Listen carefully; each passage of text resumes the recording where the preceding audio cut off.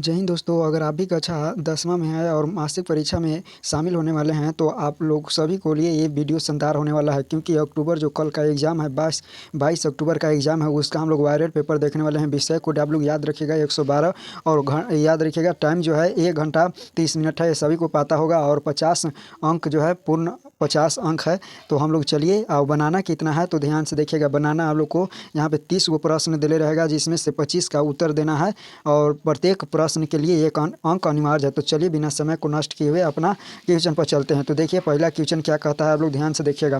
कहता है कि कोई विद्युत धारावाही सीधी लंबी परिनालिका के भीतर चुंबकीय क्षेत्र है, तो इसका राइट आंसर क्या हो जाएगा। तो याद रखिएगा सभी बिंदु पर समान होती है, राइट आंसर याद रखिएगा। कहता है विद्युत चुंबक का कोड बनाने के लिए सबसे उपयुक्त सामग्री कौन है, तो यहाँ पे बी बिल्कुल राइट आंसर हो जाएगा, नरम लोहा।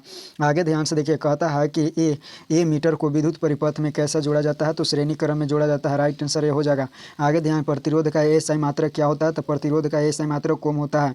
जब किसी तार में विद्युत धारा प्रवाहित होता है तब उसमें गतिशील कौन होते हैं, कण होते हैं, तो इलेक्ट्रॉन। राइट आंसर क्या हो जाएगा, इलेक्ट्रॉन बिल्कुल राइट आंसर हो जाएगा। विभवांतर का एसआई मात्रक क्या होता है, तो वोल्ट होता है, यहाँ पे डी बिल्कुल राइट आंसर हो जाएगा। कहता है कि निम्नलिखित में से इसमें धन और एवं ऋण चिन्ह अंकित नहीं होते हैं, तो इसका प्रतिरोधक में भी रहता है, बैटरी में भी रहता है और वोल्ट मीटर में भी रहता है, यानी इनमें से कोई नहीं राइट आंसर हो जाएगा। कहता है निम्नलिखित में से कौन चुंबक द्वारा आकर्षित नहीं होता है, तो पीतल जो है वो चुंबक द्वारा आकर्षित नहीं होता है। निम्नलिखित में कौन विद्युत परिपथ की शक्ति होती है, तो विद्युत परिपथ की शक्ति बराबर होती है V²/R।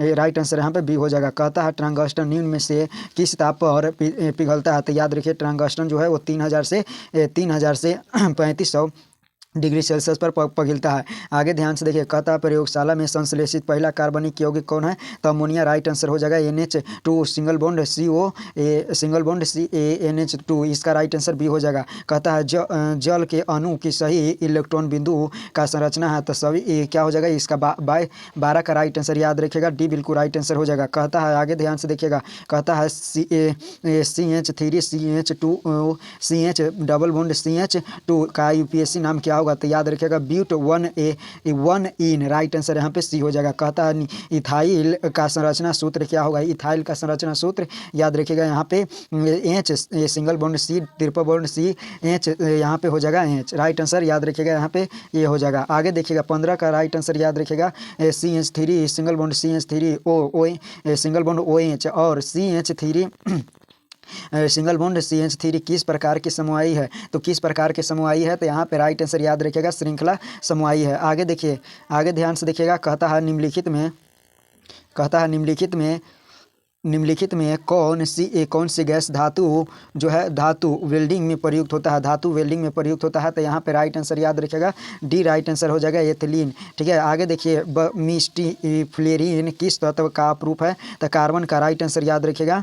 यहाँ तो देखिए कहता है कि पेंटेन में सहसंयोजक बंधनों की संख्या कितनी होती है, तो पेंटेन में सहसंयोजक बंधन की संख्या 16 होती है। आगे देखिए पेंसिल में मुख्य रूप से पेंसिल लीड मुख्य रूप से बनाई जाती है, तो यहाँ पे ग्रेफाइट से हो जाएगा। ठीक है, किससे बनाई जाती है, ग्रेफाइट से बनाई जाती है। निम्नलिखित में कौन सा हाइड्रोकार्बन कमरे के ताप पर ठोस अवस्था में होता है, तो हाइड्रोकार्बन पूछ रहा है ठोस अवस्था में कौन होता है, तो बी बिल्कुल राइट आंसर हो जाएगा C20H42, C यानी कार्बन 20 और H हाइड्रोजन 42। कहता है निम्नलिखित में से कौन उत्पाद है, तो निम्नलिखित में कौन उत्पाद है, तो यहाँ पे घास राइट आंसर हो जाएगा। कहता है ओजोन परत का अवक्षय के लिए मुख्य रूप से कौन जिम्मेवार होता है, तो क्लोरोफ्लोरोकार्बन, यहाँ पे CFC हो जाएगा। ठीक है, क्लोरोफ्लोरोकार्बन। आगे ध्यान से देखिएगा, डी में आंसर था निम्नलिखित में कौन एक आहार श्रृंखला बनाता है, तो निम्नलिखित में देखिए घास को बकरी खाता है, बकरी को मनुष्य खाता है, यहाँ पे डी बिल्कुल राइट आंसर हो जाएगा। कहता है वन पारिस्थितिक तंत्र में हिरन किस स्तर पर होता है, तो हिरन जो है वो किस स्तर पर होता है, प्राथमिक स्तर पर होता है, बी बिल्कुल राइट आंसर हो जाएगा। कहता है मनुष्य एवं तिलचट्टा निम्नलिखित में से किस श्रेणी के जंतु कहलाते हैं? किस जंतु कहलाते हैं? क्या कहलाते हैं? तो सर्वाहारी कहलाते हैं। राइट आंसर याद रखिएगा। कहता है मनुष्य एवं तिलचट्टा निम्नलिखित में, तो सर्वाहारी इसका हो जाएगा। निम्नलिखित में कौन जैव अणु निम्नीकरण है? अनिम्नीकरण पदार्थ है, तो DDT राइट आंसर यहाँ पे बी हो जाएगा। कहता है ओजोन का अणुसूत्र क्या होता है? तो O3 राइट आंसर यहाँ पे सी हो जाएगा। पारितंत्र का अजैव घटक कौन है? तो अजैव घटक याद रखिएगा, डी बिल्कुल राइट आंसर हो जाएगा। इनमें सभी वर्षा, वायु और मृदा। कहता है उत्पाद भोजन बनाने के लिए कौन सी प्रक्रिया अपनाई जाती है? इसका राइट आंसर देने का प्रयास कीजिएगा, ठीक है? इसका राइट आंसर देने का प्रयास कीजिएगा। तो मिलेंगे हम लोग अगले वीडियो में, तब तक के लिए जय हिंद।